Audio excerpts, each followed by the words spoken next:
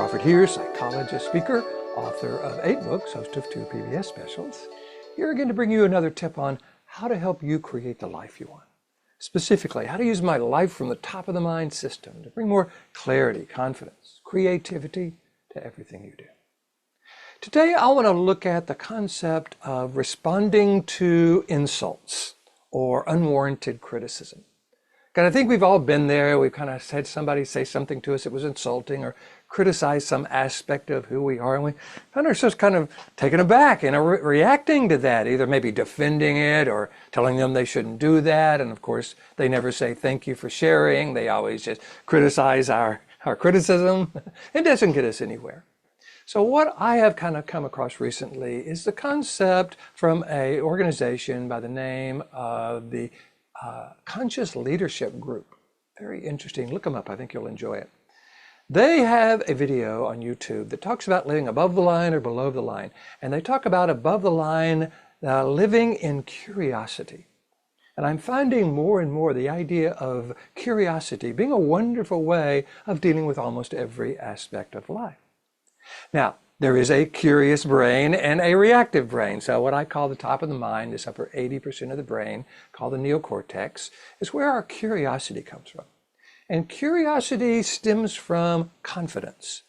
You know, people who are curious are kind of leaning in. Really, tell me more about that. People who are not confident are kind of defending or attacking or retreating in that fight or flight way.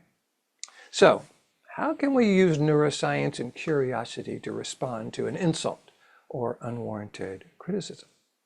Well, what if someone insults us and we go, I'm curious, how is that a problem for you?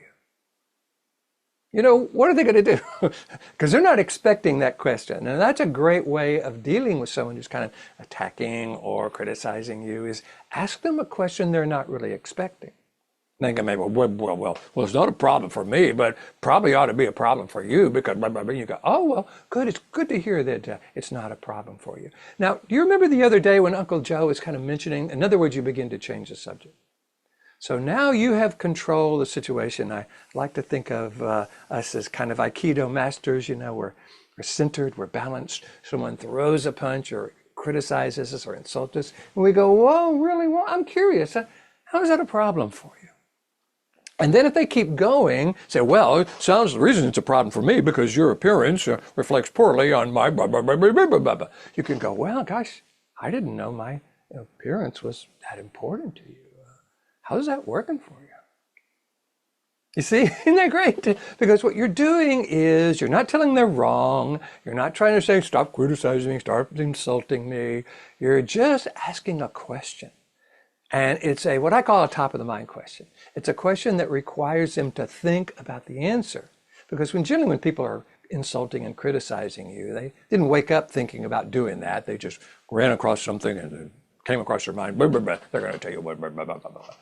But if we kind of begin to use that concept of curiosity, living in curiosity, really, I'm curious. How is that a problem for you? And then if they say it is, well, gosh, how's that working for you? See how beautiful that is, because what it does, it puts us in a position of deflecting the criticism without hitting back.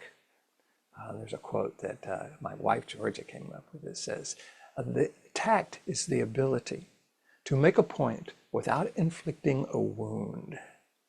You never want to respond to an insult with an insult or a criticism with a criticism. Because in doing so, now we just kind of set up this debate and this kind of cycle between the two of us that very rarely produces any kind of results. They're not going to hear it as valuable.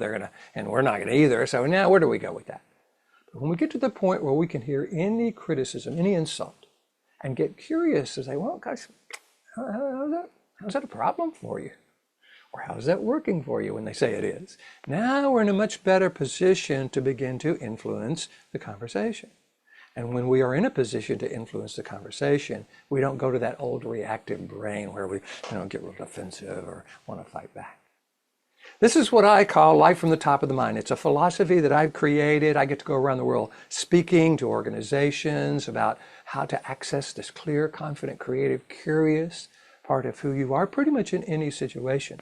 If you would like me to come and speak to your organization on that, I would love to do that. Just go to my website, billcrawfordphd.com, hit the contact button, let me know what you're interested in. Love to talk with you about that. In the meantime, I hope you're enjoying these videos. I'm having a great time bringing them to you, and here's to you, bringing more clarity, confidence, and creativity and curiosity to everything you do. I look forward to seeing you in the future.